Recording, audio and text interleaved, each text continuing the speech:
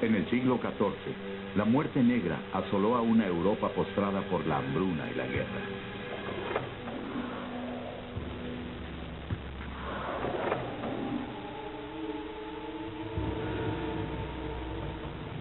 En solo 2 años, esta terrible peste habría de reclamar más de 20 millones de vidas. La lucha del hombre medieval contra la misteriosa enfermedad habría de alterar el curso de la historia europea y probar ser un punto crucial devastador.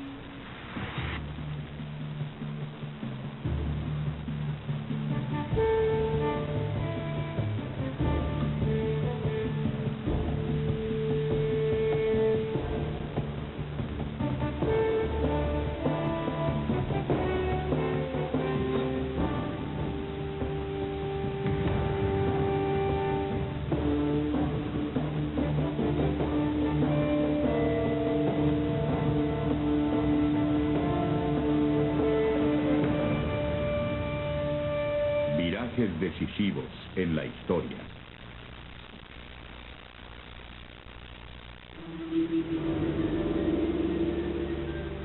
En una remota región lacustre del Asia Central, el bacilo Yasaenia pestis estuvo durante cientos de años en la sangre de roedores silvestres. Luego, en 1338, una sequía o un terremoto violentamente perturbó el equilibrio de la naturaleza. Fuera de su hábitat natural, el bacilo empezó un éxodo letal.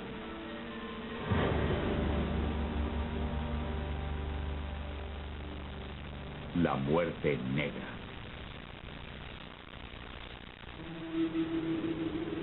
Desde su cuna en el Asia Central, la peste lentamente emigró hacia el hombre. Se portaba en el torrente sanguíneo de las ratas negras y en las pulgas que se alimentaban de ellas. El bacilo se esparció rápidamente al desplazarse en la sangre de las ratas infectadas. Con él llegó la peste, que corrió como un río mortal, primero hacia China y luego al sur, a la India, y al occidente hacia Egipto y Asia Menor. 8 años más tarde, había llegado a Crimea.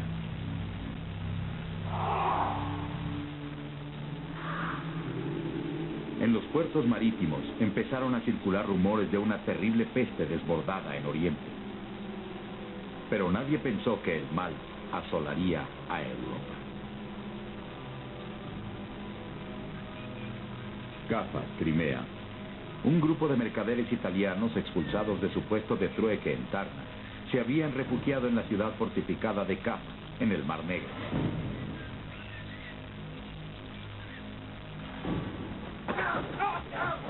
Las tensiones entre los mercaderes cristianos de Italia y los residentes musulmanes locales irrumpieron en un pleito callejero.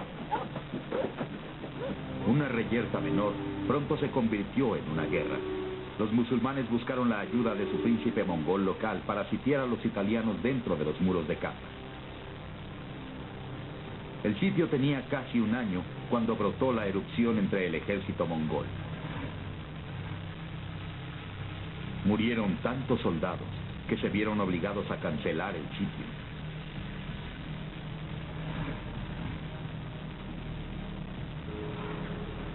Pero antes de retirarse, al príncipe se le ocurrió un plan letal, una de las primeras y más eficaces formas de arma bacteriológica. Fuera de los muros de la ciudad, había ya alineadas gigantescas máquinas de sitio.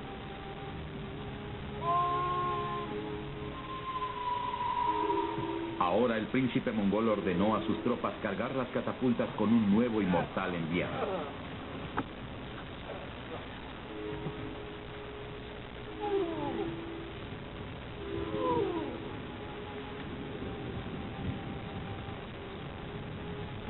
Uno por uno, los cadáveres putrefactos de los soldados infectados por la peste se lanzaron por el aire por encima de los muros de Caffa.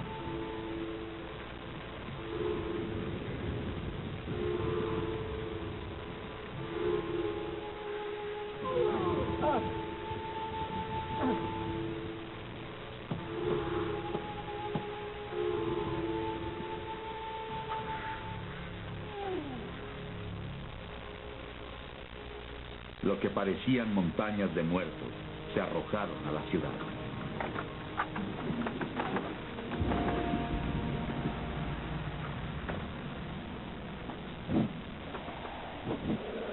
Los podridos cadáveres pronto contaminaron el aire y envenenaron el abasto de agua. En unos pocos días la gente en el interior de los muros de Cafa empezó a fallecer.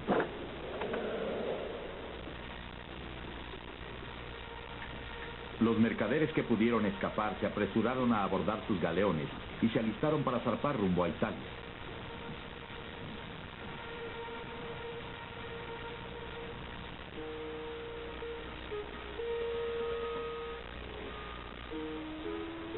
Las ratas, infestadas de pulgas, treparon por las amarras y se ocultaron en las bodegas de las naves que se dirigían al Mediterráneo.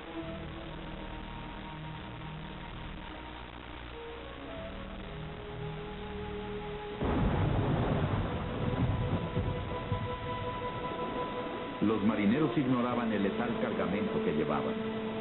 Nadie notó que las ratas a bordo estaban enfermas.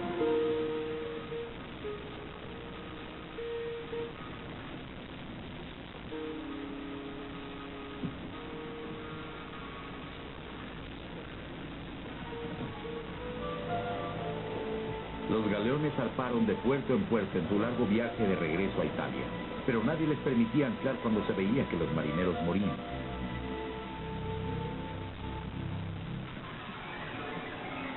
En octubre de 1347, los mercaderes finalmente llegaron al puerto de Messina, en Sicilia.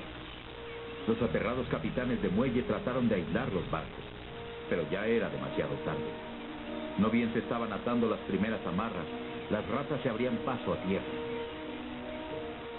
Aunque se forzó a los galeones a proseguir su camino, este breve encuentro bastó para que la muerte negra entrase a Europa.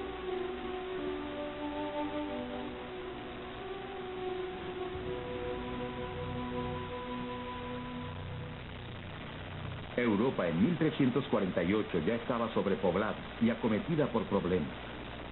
Debilitada por guerras, fracasos en las cosechas, hambrunas y otras epidemias, la peste fue uno más de una serie de desastres que asoló a Europa.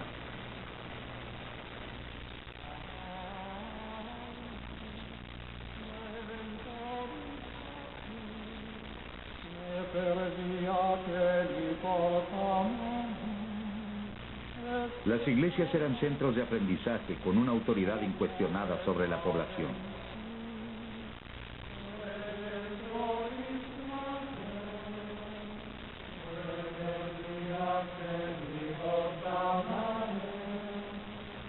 Sin otra explicación de la vida a la cual recurrir, la gente se volvía a la iglesia y al sacerdote lugareño en busca de apoyo y solaz espiritual.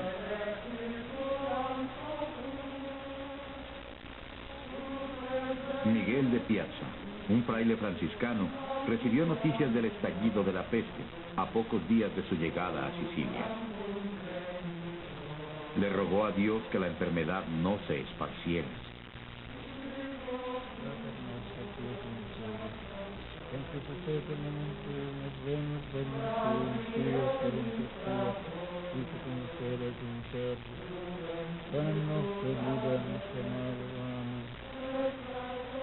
Pero sus oraciones no obtuvieron respuesta. Todos los que hubieran tenido cualquier contacto con los marineros moribundos habían muerto también. Tras una semana, la peste se había extendido por toda la ciudad de Messina. Llegaban a las iglesias casi a cada hora carros repletos de cadáveres. Los hombres eran sepultados de día y de noche con solo un breve servicio. Las casas de los muertos se cerraban, pues nadie osaba entrar en ellas. Quienes vivían en casas ya hacinadas hacían caso omiso de la llegada de las ratas negras infectadas. Las pulgas se nutrían de la suciedad y se agarraban a las ropas de los muertos, que luego eran vendidas o regaladas.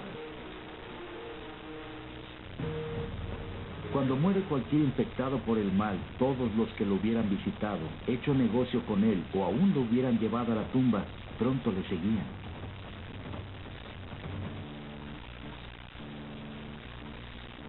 Al irse propagando la peste hacia la campiña circundante, quedaba claro que nadie estaba a salvo.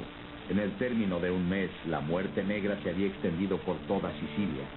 El fraile Miguel partió en un viaje alrededor de la isla, creyendo que la peste era decretada por Dios y que el hombre no debía oponerse a ella. Esperaba llevar consuelo espiritual a los enfermos. Muchos sacerdotes habían muerto ya, pero Miguel fue uno de los pocos que sobrevivió a la peste y vivió para describir sus horrores. El día que la víctima era atacada, le aparecían ampollas y abscesos en las piernas, brazos y cuello. Atormentaban y debilitaban tanto su cuerpo que tenía que postrarse. Pronto los abscesos alcanzaban el tamaño de una nuez, luego el del huevo de gallina o de gansa, y eran excesivamente dolorosos. El padecimiento duraba 3 días.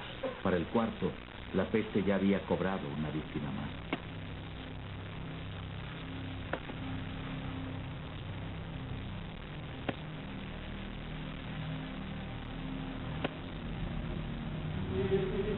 La gente reaccionaba ante la peste con asombro, desconcierto y terror. Creían estar atestiguando el fin del mundo, el castigo de Dios por todos los pecados del mundo.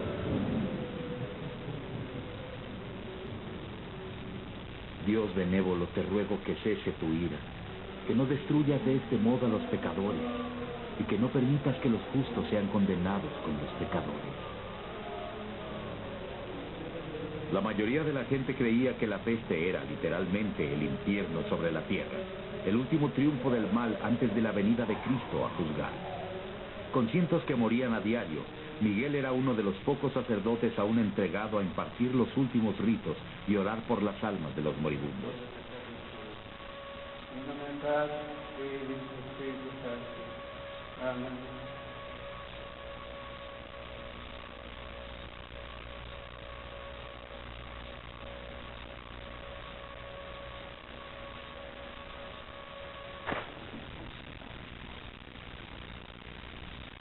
Era tal el número de víctimas que ya no había más tierras sagradas donde sepultar a los muertos. Los cadáveres yacían abandonados. Los cadáveres se enterraban, centenares a la vez, en fosas de peste, fuera de los muros de la ciudad.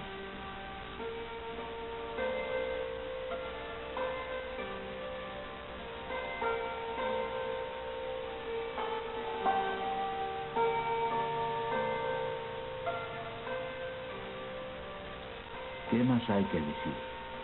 Los cadáveres yacen desatendidos en sus propias casas. No hay sacerdotes, hijos, padres o parientes que se atrevan a entrar.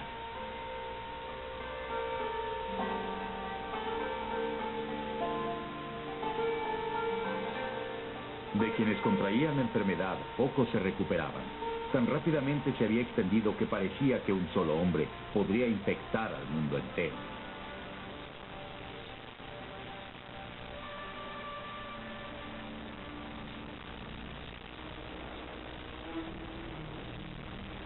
Los barcos, con su cargamento mortal de ratas infectadas y pulgas, eran el modo más seguro y veloz de esparcir la peste. A los pocos días de llegar a puerto un barco, el pueblo entero se había expuesto al mortal bacilo.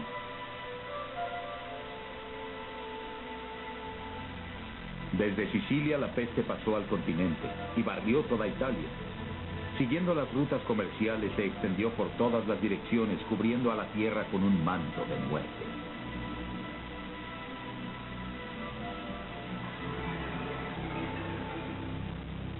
Los viajeros narraban historias de aldeas desiertas y kilómetros de campiña colmados de cadáveres.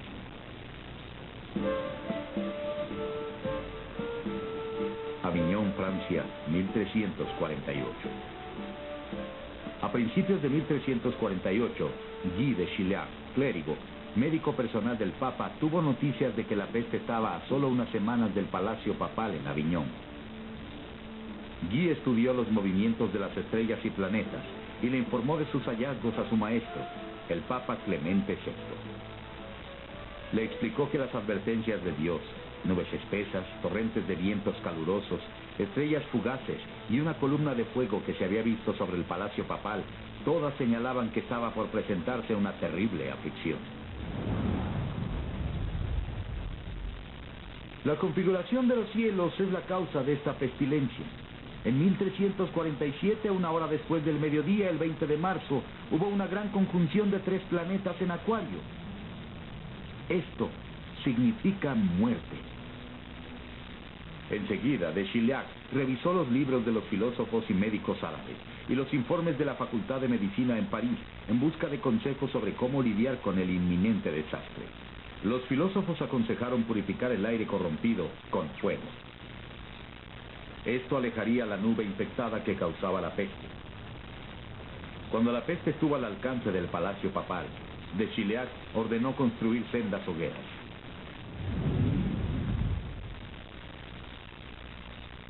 Luego el médico dispuso que el Papa se sentase entre ellas.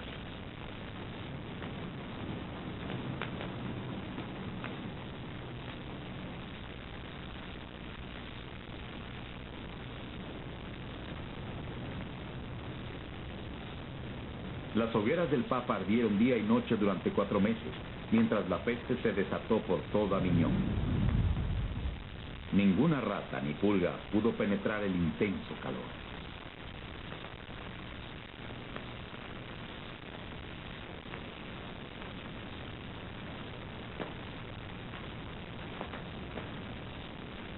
El Papa se sentó protegido en un espléndido aislamiento durante todo el calor del verano. Entretanto, en la ciudad de Aviñón continuaban muriendo millares de personas. Creían que la atmósfera corrupta había infectado a la población con la peste. Pese al riesgo que corría él mismo, Guy de Chilliac visitó a los enfermos durante toda la epidemia. La enfermedad era muy humillante para los médicos, quienes no podían ayudar. Si se arriesgaban a visitar a sus pacientes, no podían hacer ningún bien y no ganaban honorarios, pues casi todos los infectados morían.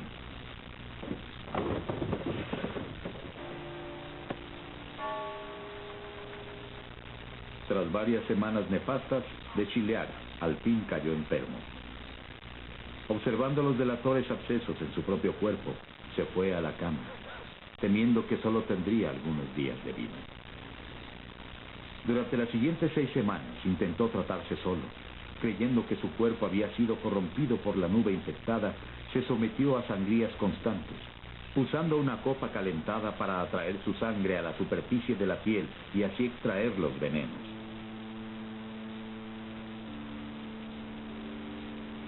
Cada que podía reunir fuerzas, registraba sus síntomas en detalle. Para su sorpresa, empezó a anotar su recuperación. Habiendo sobrevivido a la peste, de Chilliac estaba más decidido aún a continuar su investigación. Poco después, logró un descubrimiento. Era de 2 tipos. En la primera, hay fiebre continua y se escupe sangre. De esta se muere en 2 días. En la segunda también hay fiebre continua, pero con carbúnculos en las axilas y la ingle. De esta se moría a los 5 días. De Chilliac había diagnosticado acertadamente que había 2 clases de peste, y que la primera, la peste neumónica, era más infecciosa y mortal que la segunda, la peste bubónica. Tan notable fue este descubrimiento que el Papa, por primera vez, dio permiso para la disección de los muertos, que previamente se había prohibido por considerarlo pecado. La mayoría de las personas no confiaban en los médicos. Los ricos simplemente huían de la peste, pero la mayoría no podía. A veces se tapiaba a los enfermos en sus casas para evitar que el mal se extendiera, pero sin ningún resultado. Algunos intentaron encontrar sus propias curas. Tomaban píldoras de cuerno de ciervo o pociones de oro en polvo. Los tiempos desesperados requerían medidas desesperadas. Tome una rana viva y colóquela junto a la llaga de la peste. Si el paciente habrá de escapar de la peste, la rana reventará. Habiendo escapado de la peste, el Papa buscó prevenir su extensión. Ordenó procesiones de devotos y alentó ceremonias con una nueva secta, los flagelantes. Miserere nobis, Domine. Miserere nobis, Domine. Practicaban la autoflagelación en un intento por purgar al hombre del pecado. Los flagelantes vagaban por el agro creyendo que su dolor y sufrimiento autoimpuestos harían que Dios levantara su maldición y salvara al mundo. Al poco tiempo, los flagelantes criticaban abiertamente a la Iglesia Católica por fallarle a la gente en ese tiempo crucial. Interrumpían los servicios religiosos y robaban los bienes de la Iglesia. En su busca de chivos expiatorios, acusaron falsamente a los judíos de envenenar el agua potable. Por toda Europa se masacró a los judíos.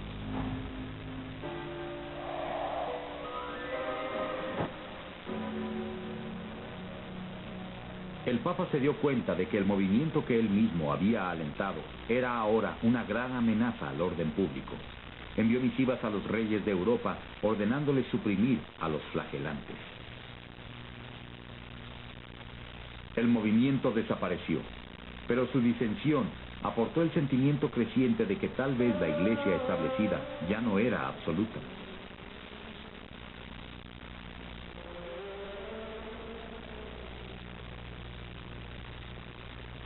Esta disensión resurgiría 150 años más tarde durante la Reforma.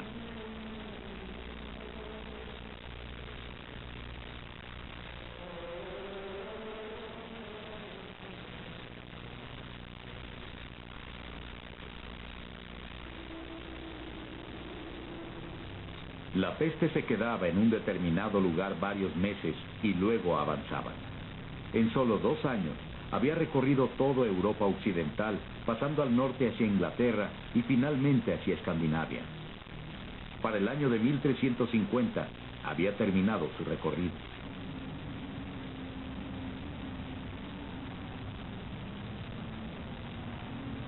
La muerte negra mató a 1/3 de la población de Europa. Más de 20 millones de personas murieron. Esta devastación fue un punto crucial que cambió la faz de Europa hasta dejarla irreconocible. Miguel de Piazza registró el caos que la peste había dejado a su paso. Las familias quedaron desgarradas, las aldeas desiertas, los negocios colapsados, los estados quebraron por la pérdida de impuestos. Los que sobrevivieron cargaron con el fardo de la culpa.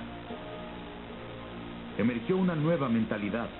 Se fortaleció la creencia en Dios, pero creció el escepticismo acerca de la iglesia establecida. La carencia de mano de obra había variado el equilibrio de poder entre los señores y sus inquilinos. La autoridad y la tradición ya no eran aceptadas sin preguntar.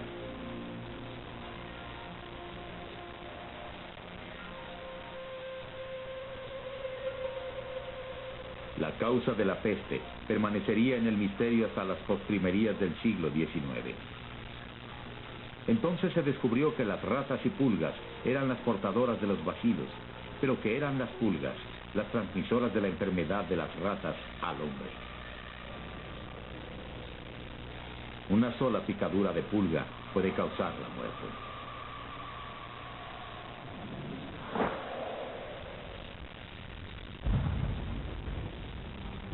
Después de la muerte negra, la peste volvió a asolar a Europa cada tantas décadas, hasta mediados del siglo XVII, aunque nunca más con la ferocidad del primer brote. Aún hoy, el terror que creó puede escucharse en los versos que los niños cantan.